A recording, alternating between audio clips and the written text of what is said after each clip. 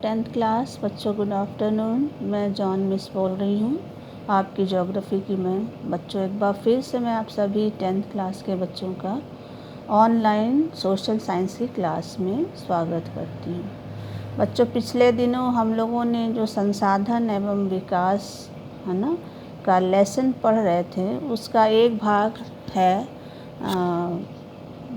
6वां भाग है ना, उसको हम लोग आज पढ़ेंगे। इस भाग में हम लोग, चूँकि पिछले भाग में हम लोगों ने मृदा का वर्गीकरण पढ़ा था और उसमें हम लोगों ने जलोढ़ मृदा यानी मिट्टी, मृदा मतलब मिट्टी, काली मिट्टी या मृदा, लाल और पीली मृदा, लेटराइट मृदा, यहाँ तक हम लोगों ने पढ़ लिया था। और ये तीन अभी हमारे क्या थे, बाकी थे, यानी मरुस्थलीय मृदा, पर्वत या वन और वन मृदा, और मृदा का अपरदन और संरक्षण। तो आज हम लोग इन तीनों पॉइंट्स को कवर करेंगे, ठीक है। तो चलें शुरू करते हैं। सबसे पहली जो हमारी चौथी, जो पहली तो हमारी जलोढ़ हो गई, दूसरी काली, तीसरी लाल पीली और चौथी लेटराइट, पांचवी मिट्टी मरुस्थलीय मिट्टी है ना। तो मरुस्थलीय मिट्टी यानी मरुस्थलीय मृदा, जैसा कि नाम से ही स्पष्ट है कि ये मिट्टी ज़्यादातर कहाँ पाई जाएगी, मरुस्थल में। और भारत का मरुस्थल कौन सा है बच्चों, थार का मरुस्थल है ना। तो वहाँ ये मिट्टी जो है वो पाई जाती है, इसलिए इसको मरुस्थलीय मृदा कहा गया है ना। इस मृदा को, इस मिट्टी को मरुस्थलीय मृदा के अलावा और भी नामों से जाना जाता है। जैसे बोर्ड में, यूपी बोर्ड में इसको बलुई मिट्टी के नाम से भी पूछा जाता है या रेतीली मिट्टी रेतीली मिट्टी के नाम से भी पूछा जाता है। तो आप तीनों नाम याद रखिए, मरुस्थलीय मृदा, बलुई मृदा और रेतीली मिट्टी ना। तो ये मिट्टी हमारे उन भागों में पाई जाती है जो हमारा रेगिस्तानी भाग है। तो भारत का रेगिस्तानी भाग कौन सा है बच्चों, ये वाला ना, जिसको मैंने पीले कलर से, ये है थार का मरुस्थल है ना। यहाँ पर ये मिट्टी सबसे ज़्यादा भारत में पाई जाती है। क्यों पाई जाती है भारत के इस उत्तरी पश्चिमी, इसको बोला जाता है भारत का उत्तरी पश्चिमी भाग है ना, ठीक है, यानी राजस्थान का ये पूरा पश्चिमी हिस्सा। तो क्यों पाई जाती है यहाँ मिट्टी, क्योंकि यहाँ का जो जलवायु है वो शुष्क जलवायु है और तापमान यहाँ कैसा रहता है, उच्च रहता है, यानी गर्मी ज़्यादा और पानी की क्या पाई जाती, कमी, यानी वर्षा कम और गर्मी ज़्यादा होती है। और वाष्पीकरण यानी जल में जल वाष्पन मतलब वाष्पीकरण की दर यहाँ बहुत ज़्यादा है। इस कारण से यहाँ पर मिट्टी कैसी पाई जाती है, बलुई पाई जाती है, क्योंकि मिट्टी में नमी नहीं रहती है। तो नमी नहीं रहेगी तो इसके कण क्या हो जाते हैं, एक दूसरे से अलग रहते हैं ना, नमी कणों को बांधे रहते हैं। लेकिन जब पानी में नमी नहीं रहेगी, शुष्क होगी, तो उसके कण क्या हो जाते हैं, अलग हो जाते हैं। इसलिए ये कैसी मिट्टी है, बलुई मिट्टी है या रेतीली मिट्टी है, ठीक है। अब चलते हैं भारत में ये मिट्टी कहाँ पाई जाती है, इसका क्षेत्र कहाँ है। तो इसका क्षेत्र तो अभी हमने बताया कि ये मिट्टी ज़्यादातर भारत के इस उत्तरी पश्चिमी भाग में है ना, यानी राजस्थान के पश्चिमी भाग में पाई जाती है मरुस्थलीय मिट्टी।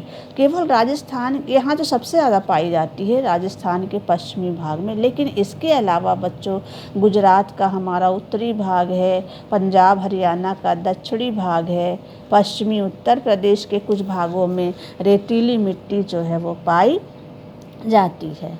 इस मिट्टी की विशेषता क्या है, तो इस मिट्टी की कई सारी विशेषता हैं। तो पहली विशेषता है, इस मिट्टी का जो रंग है वो लाल और भूरा होता है, ठीक है। ये मिट्टी कैसी होती है, रेतीली है और लवणीय होती है। लवणीय मतलब इसमें नमक की मात्रा बहुत ज़्यादा पाई जाती है। तो कभी कभी जब इतनी नमी मिट्टी की समाप्त हो जाती है तो जो नमक होता है वो क्या हो जाता है, जमा हो जाता है ना।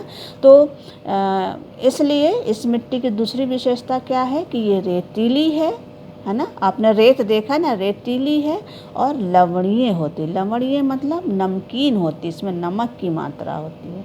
तीसरी विशेषता है कि मरुस्थलीय मृदा में ह्यूमस, ह्यूमस का मतलब होता है जो वनस्पति और जीव जंतु के जो अवशेष होते हैं वो इसमें कम पाए जाते हैं, और साथ ही इस मिट्टी में नमी की मात्रा भी क्या है, कम पाई जाती। तो तीसरी विशेषता, इसमें ह्यूमस और नमी की मात्रा क्या है बच्चों, कम पाई जाती है। चौथी विशेषता है इस मिट्टी की कि इस मिट्टी में सिंचाई करके ही इसे कृषि योग्य क्या किया जा सकता है, बनाया जा सकता है। तो बिना सिंचाई के इस मिट्टी में कृषि करना संभव नहीं है। इसलिए जहाँ इस मिट्टी में, जहाँ ये मरुस्थलीय मिट्टी जहाँ पाई जाती है, उन क्षेत्रों में जहाँ पानी की सुविधा है या सिंचाई की सुविधा है, वहीं पर कृषि की जाती है ना।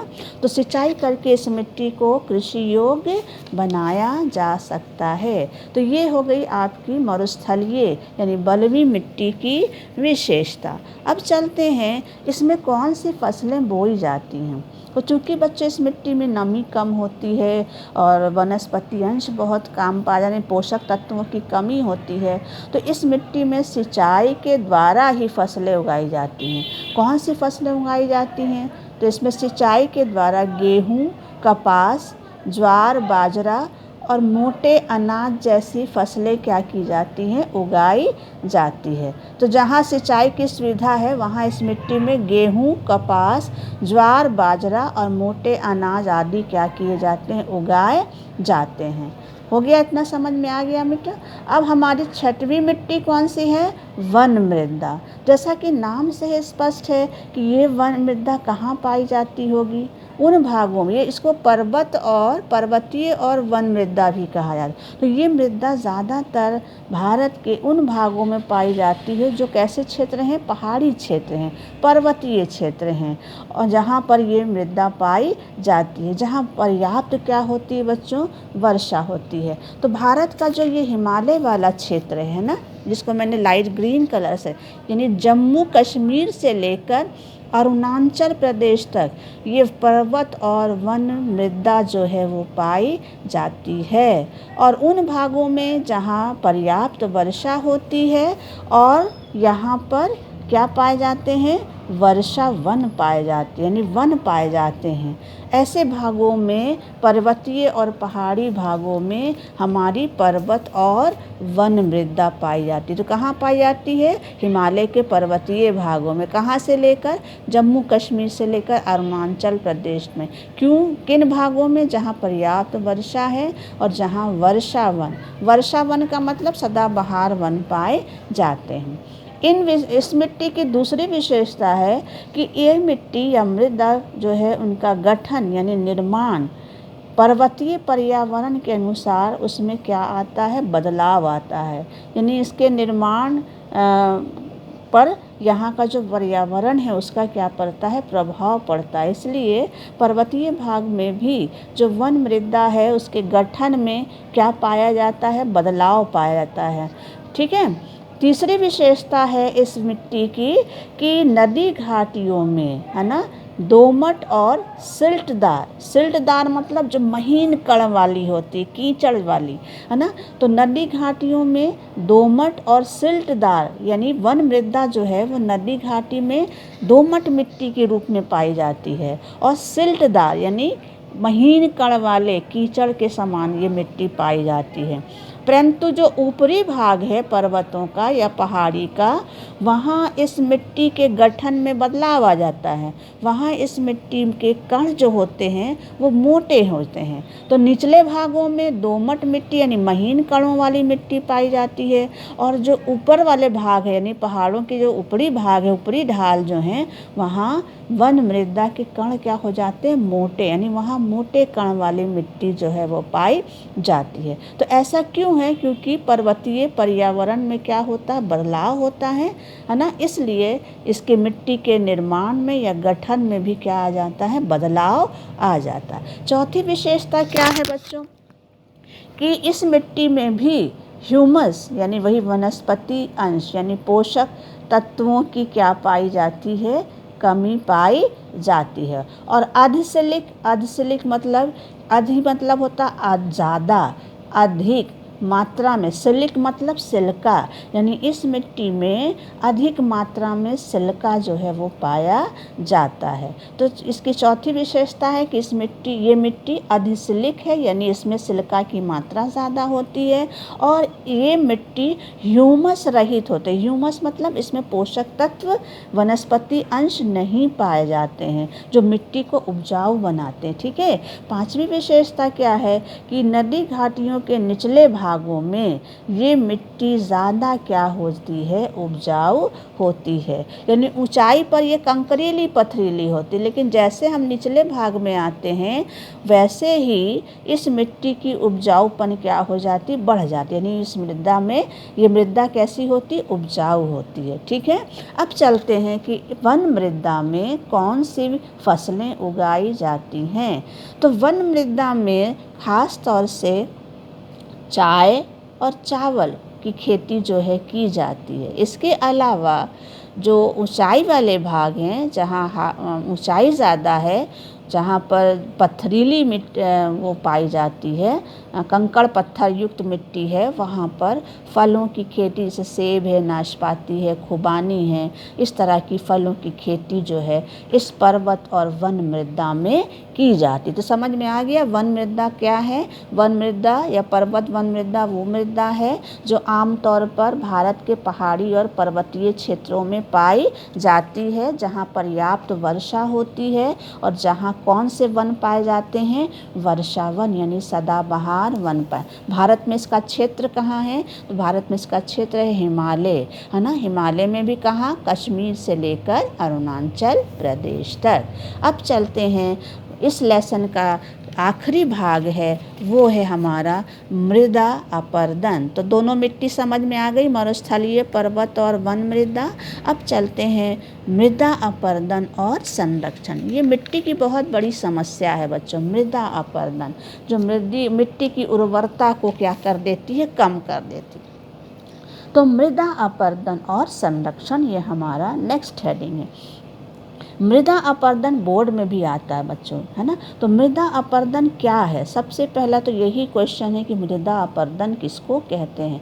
मृदा मतलब होता मिट्टी, अपरदन का मतलब होता कटाव, कट जाना, है ना। तो जब मिट्टी की परत क्या होती है, या जो हमारी मृदा है वो पानी के या वायु के, है ना, तेज बहाव के कारण क्या हो जाती है, कट जाती है, तो उसको हम बोलते हैं मृदा अपरदन, है ना। मृदा के कटाव और उसके बहाव के प्रक्रिया को ही हम क्या बोलते हैं, अपरदन। मिट्टी का कट कर बह जाना ही क्या कहलाता है, मृदा अपरदन कहलाता है। समझ में आ गया। मृदा मतलब मिट्टी, अपरदन मतलब कट कर बह जाना, उसी को हम क्या बोलते हैं, मृदा अपरदन। मृदा अपरदन क्यों होता है, क्या कारण है, तो मृदा अपरदन के कई सारे कारण हैं। पहला कारण जो है वो है वन उन्मूलन। वन उन्मूलन का मतलब है वनों की कटाई, है ना। दूसरा कारण है अति पशुचारण, पशुओं की जो अनियंत्रित चराई होती है, जिस पशुओं को खोल कर छोड़ दिया जाता है, वो भी मिट्टी को क्या करते हैं, नुकसान पहुंचाते हैं। क्योंकि जो पशु होते हैं ना, जानवर, उनके खुर से मिट्टी क्या हो जाती है, खुद जाती है। ठीक है। उसके बाद तीसरा कारण है निर्माण और खनन कार्य। निर्माण और खनन कार्य ये मनुष्य द्वारा किया गया सबसे बड़ा, है ना, सबसे बड़ा जो है वो कारण माना जाता है मिट्टी के अपरदन। क्योंकि हम जो हैं बच्चों, जब खानों से खनिज निकालते हैं तो उनको खुला, गड्ढों को, खदानों को खुला छोड़ देते हैं निकालने के बाद। अगर हम घर वगैरह निर्माण करते हैं तो हम घर बनाने के लिए जो गड्ढे खोदते हैं, मिट्टी निकालते हैं, तो हम गड्ढों को खाली छोड़ देते हैं, उसको भरते नहीं हैं, है ना।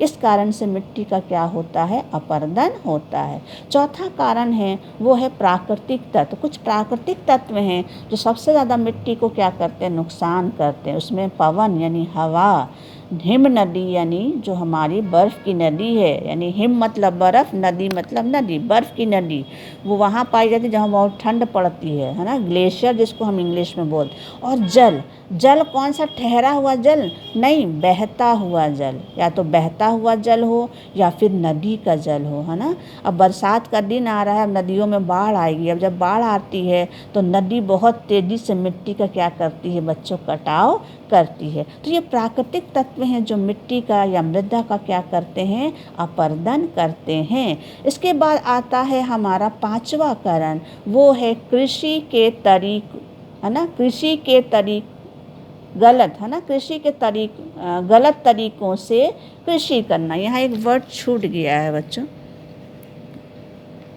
यहाँ हो जाएगा गलत, है ना, गलत तरीके से या विधि से कृषि करना, है ना।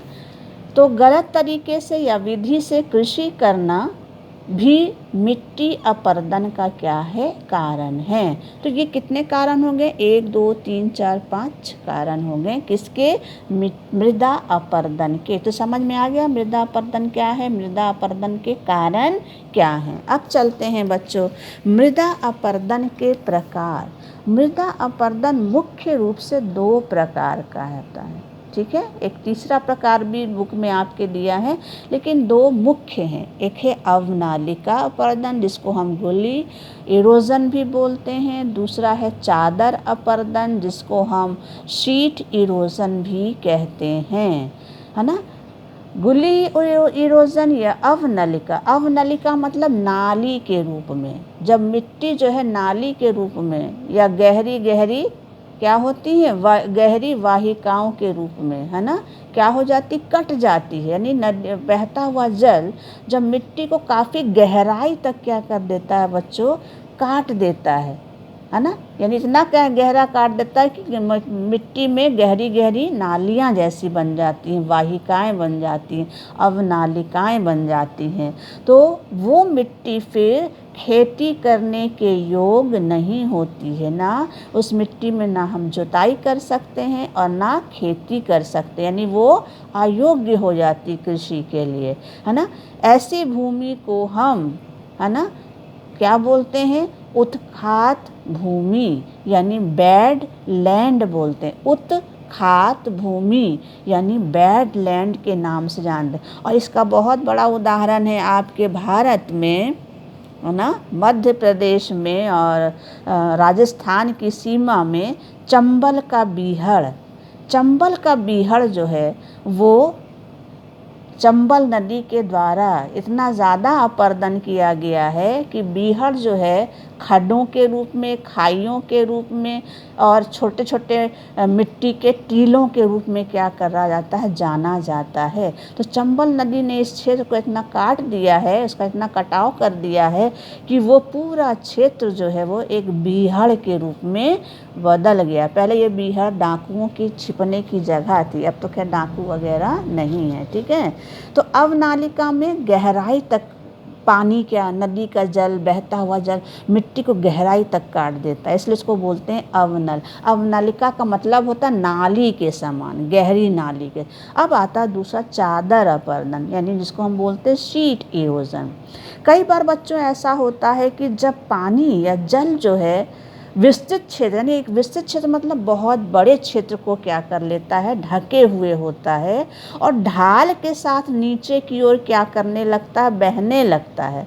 तो ऐसे स्थिति में ये बहता हुआ जल जो है इस क्षेत्र की जो ऊपर की मिट्टी होती है, मृदा होती है, मिट्टी की परत होती है, उसको भी अपने साथ घुला कर क्या कर लेता है, बहा ले जाता है। तो जब किसी भाग में, किसी ऐसे क्षेत्र में जहाँ जल काफ़ी बड़े क्षेत्र में फैला हो, ढका हुआ हो उस क्षेत्र को, और जब वो ढाल के अनुसार वो पानी बहने लगता है तो वो अपने साथ साथ क्या करता है, मिट्टी की जो ऊपरी तह होती है, परत होती है, उसको भी अपने साथ घुला कर क्या कर ले जाता है, बहा ले जाता है। तो इस तरह का जब अपरदन होता है मिट्टी में या मृदा में तो उसको हम बोलते हैं चादर अपरदन यानी शीट इरोजन। तीसरा अपरदन है पवन अपरदन। हमारी पवन हवाएं भी अपरदन करती, हम लोग को यहाँ नहीं पता चलता है, लेकिन आप रेगिस्तान में जाइए तो पवन बहुत बड़ी एजेंट है, बहुत बड़ा कारक है मिट्टी को काटने का, क्योंकि वहाँ पानी तो है नहीं, वहाँ मिट्टी को काटने का काम हवाएं करती हैं। क्योंकि ये हवाएं जो रेगिस्तानों में चलती हैं वो इतनी धूल से, रेत से भरी होती हैं कि अपने मार्ग में आने वाली सारी चट्टानों को क्या कर देती हैं, वो घिस घिस कर उनको उड़ा ले जाती हैं। तो पवन के द्वारा जब है ना क्या होता है, मृदा का अपर्दन होता है, उसका कटाव होता है, तो उसको हम बोलते हैं पवन अपर्दन। तो कितने हो गए बच्चों अपर्दन के प्रकार, ये सब बोर्ड में इम्पॉर्टेंट है, आते हैं। अवनलिका अपर्दन, चादर अपर्दन और पवन अपर्दन। ठीक है, अब चलते हैं बच्चों, हमारे मृदा की जो सबसे बड़ी समस्या है मृदा है ना का कटाव, अपर्दन, उसके कोई संरक्षण मतलब उसके बचाव, सुरक्षित रखने के लिए हमको क्या करना चाहिए उसकी, है ना। तो पहला उपाय हमको क्या करना है, वनों की, हम जो कारण में बच्चों पॉइंट्स बताते हैं ना, इन्हीं कारणों को हम क्या कर सकते हैं, उल्टा करके, यानी इसका विपरीत हम उपाय में लिख सकते हैं। अगर आपको कभी भी बोर्ड में इस तरह का क्वेश्चन पूछा जाए कि उपाय बताइए, तो अगर आपको कारण याद है तो कारणों का विपरीत आप क्या कर दीजिए, क्या करिए, मृदा संरक्षण के उपाय में लिख दे। अब जैसे यहाँ वनों का उन्मूलन, यानी वनों की कटाई मिट्टी के अपर्दन का कारण है, तो इसका उल्टा क्या हो जाएगा कि वनों को कटाई पर क्या करना चाहिए, नियंत्रण करना चाहिए, पेड़ लगाना चाहिए, वृक्ष लगाना चाहिए, है ना। क्योंकि पेड़ों की खासियत होती है ना बच्चों कि उनकी जड़ें जो है मिट्टी को जकड़े रहती, बांधे रहती, लेकिन जब पेड़ कट जाते हैं तो वो मिट्टी क्या हो जाती, ढीली हो जाती, लूज हो जाती, और आराम से हवा द्वारा, पानी द्वारा क्या कर ली जाती है, हटा दी जाती, बहा ली जाती है। ठीक है, चलिए बच्चों, उसके बाद है दूसरा उपाय, हमें क्या करना है, पशुओं की चराई पर नियंत्रण करना है ना। क्योंकि पशु के जो खुर होते हैं, है ना, खुर से मिट्टी खुदती है। आपने कभी देखा गाय भैंसों का झुंड जब जाता है तो उनके खुर से मिट्टी क्या हो जाती, खुद जाती है, और वो मिट्टी फिर जब खुद जाती तो आराम से हवा के द्वारा, पानी के द्वारा, हवा है तो उड़ा ले जाती है, पानी है तो उसको बहा ले जाता है। तो पशुओं की जो अनियंत्रित चराई है उस पर हमको नियंत्रण करना है, और पशुओं के लिए हमें क्या करना, चारागाहों की व्यवस्था करनी है, जहाँ पशुओं को चराया जा सके, वहाँ चर सकें। तीसरा उपाय हमको क्या करना है कि जो हमारा निर्माण और खनन कार्य है ना, उस पर नियंत्रण तो कर नहीं सकते क्योंकि वो भी ज़रूरी है। तो अगर निर्माण कार्य, खनन का काम हो रहा है तो निर्माण और खनन के लिए जो गड्ढे खोदे गए हैं उन गड्ढों को खुला छोड़ने के बजाय उनको क्या करना चाहिए, भर देना चाहिए, ताकि मिट्टी का कटाव ना हो। तो ये उपाय हम करके मिट्टी को क्या कर सकते हैं, संरक्षित कर सकते हैं। चौथा उपाय हम क्या करेंगे, ये हमारे खास तौर से पहाड़ी क्षेत्रों के लिए, कि वहाँ कृषि भूमि नहीं है और ढालूदार ज़मीन है। तो पहाड़ी भागों में, जहाँ हमने अभी लास्ट वाला पढ़ा था ना कि जो गलत कृषि के तरीके जो हैं, गलत कृषि के तरीकों से, गलत तरीक़ों से कृषि करना, तो ज़्यादातर पहाड़ी भागों में जो कृषि करने का तरीका है उसको बदलना होगा, क्योंकि वहाँ ढालू ज़मीन है। तो ढालू ज़मीन पर हमें इस बात का ध्यान रखना है कि जो भूमि की जोताई है वो समुच्च विधि से किया है। समुच्च मतलब ऐसे गोलाकार में, यूँ इस तरह से करना चाहिए। तो पहाड़ी क्षेत्रों में जो भूमि है उसकी जुताई हमें समुच्च विधि से करना चाहिए। समुच्च विधि से करने से क्या होगा बच्चों कि मिट्टी जो है अगर कटेगी भी तो वो बह नहीं पाएगी, क्या हो जाएगी, वो खेत के अंदर ही रुक जाएगी। तो आज हमारे जो पहाड़ी क्षेत्र हैं, उत्तराखंड और जो हमारा हिमालय के जो पहाड़ी क्षेत्र हैं, वहाँ ज़्यादातर इस विधि का क्या किया जाता है, प्रयोग किया जाता है। दूसरा विधि हम क्या कर सकते हैं पहाड़ी ढालों पर, वो है सोपान या सीढ़ी। सोपान का मतलब सीढ़ीदार। आपने टीवी में देखा होगा, पिक्चर वगैरह का, पहाड़ पे गए होंगे तो पहाड़ पे देखा होगा कि वहाँ तो ज़्यादातर खेत होते हैं वो सीढ़ी नुमा होते हैं। तो ऐसे भागों में, पहाड़ी क्षेत्रों में सीढ़ीदार या सोपान, है ना, खेत सीढ़ीदार खेत या सोपान खेत बनाकर हमें वहाँ पर क्या करना चाहिए, कृषि करना चाहिए। इससे पहाड़ों पर भूमि का जो या मृदा का जो अपरदन है उसको हम क्या कर सकेंगे, तो हमारा जो हिमालय का पहाड़ी क्षेत्र, पहाड़ी पर्वतीय क्षेत्र है ना, जिसमें हमारा ये आपका ये उत्तरी पश्चिमी क्षेत्र जो है हमारा जम्मू कश्मीर, इधर हमारा उत्तराखंड, इधर हमारा सिक्किम, इधर अरुणाचल प्रदेश, इन सभी भागों में ज़्यादातर सोपान यानी सीढ़ीदार है ना कृषि प्रणाली क्या की जाती है, अपनाई जाती है। तो पहाड़ी भागों में या पहाड़ी ढालों पर गलत तरीके से कृषि ना करके बल्कि हमको समोच्च जुताई और सीढ़ीदार खेत बनाकर कृषि जो है वो करना चाहिए। तो हम मृदा अपरदन को क्या कर सकते हैं, नियंत्रित कर सकते हैं। ठीक है, उसके बाद हमें और क्या उपाय करना चाहिए, एक और उपाय है और वो है कि खेतों के बीच में या खेतों के किनारों पर या मेड़ों पर हमें घास की पट्टियाँ लगा देनी चाहिए, है ना, स्ट्रिप फार्मिंग जिसको हम बोलते हैं। और खेतों के चारों ओर मेड़ों पर हमको पेड़ों को लगाना है, पेड़ों की कतार लगा देना चाहिए। पेड़ों की कतार लगाने से क्या होता है बच्चों, कि जो पेड़ होते हैं है ना, ये मिट्टी की कटाव को क्या करते हैं, एक तो रोके रहते हैं और दूसरा क्या करते हैं, अगर रेगिस्तानी क्षेत्र है तो ये हवा के है ना, हवा के जो यानी पवन का जो वेग है या हवा का जो प्रवाह है यानी वेग है उसको भी क्या कर देते हैं, नियंत्रित कर देते हैं। तो खेतों के किनारों पर या खेतों के बीच में या तो हमको घास की पट्टी लगा देनी चाहिए या पेड़ों को क्या करना चाहिए, कतार में लगा देना चाहिए। इससे फ़ायदा क्या है, ये मिट्टी के कटाव को रोकते हैं, हवाओं की गति को कम करते हैं और साथ में जो इनकी पत्तियां वगैरह होती हैं वो मिट्टी की उर्वरता को भी क्या करती हैं, बढ़ाती हैं। तो ये वो उपाय हैं जिनको अपनाकर हम भारत में मृदा को क्या कर सकते हैं, मृदा अपरदन को नियंत्रित कर सकते हैं।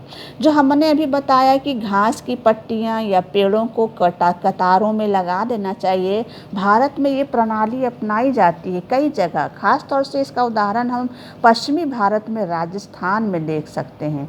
राजस्थान में रेत बहुत होती है, तो जब हवा चलती है तो ये हवा जो है यहाँ के रेत को उड़ाकर इधर पश्चिमी उत्तर प्रदेश, इधर पंजाब हरियाणा की तरफ ले जाती है। तो यहाँ जो यूपी और राजस्थान का बॉर्डर है और एमपी का बॉर्डर है और पंजाब हरियाणा का जो बॉर्डर, यहाँ पेड़ों की कतार लगा दी, एक बेल्ट बना दिया गया पेड़ों का, हरे पेड़ों का।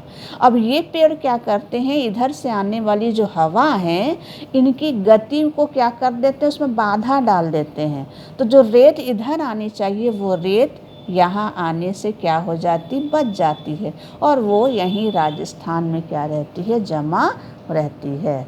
तो ऐसे क्षेत्रों में इस तरह के प्रयास करके मिट्टी के अपरदन को हम क्या कर सकते हैं बच्चों, नियंत्रित कर सकते हैं या रोक सकते हैं। तो बच्चों ये लेसन आज आपका ख़त्म हो गया है और आपको अगर कुछ, ये बहुत इम्पॉर्टेंट लेसन है ज्योग्राफी का, तो आपको अगर समझ में कुछ भी अगर ना आया हो, प्रॉब्लम हो, तो आप हमसे ज़रूर पूछिएगा। मैं चाहती हूँ कि हर हाई स्कूल के बच्चों को ये लेसन अच्छे से याद रहे मानचित्र के साथ, क्योंकि भारत का मानचित्र में बोर्ड में मिट्टी में पूछ ली जाती है, बलुई मिट्टी दिखाइए, काली मिट्टी दिखाइए, पर्वतीय मिट्टी दिखाइए या जलोढ़ मिट्टी दिखाइए। तो बलुई मिट्टी, काली मिट्टी बहुत पूछी जाती है। तो ये मानचित्र के साथ आप याद रखिए बच्चों, है ना, ताकि आपको बोर्ड में किसी भी तरह की कोई प्रॉब्लम ना हो। थैंक यू बच्चों। कुछ क्वेश्चन मैं आपको दे रही हूँ, ये आप कर लीजिएगा, आपकी बुक के क्वेश्चंस हैं, ठीक है। और जो काम कर लेते हैं बच्चों वो काम हमें दिखाया करिए, ठीक है।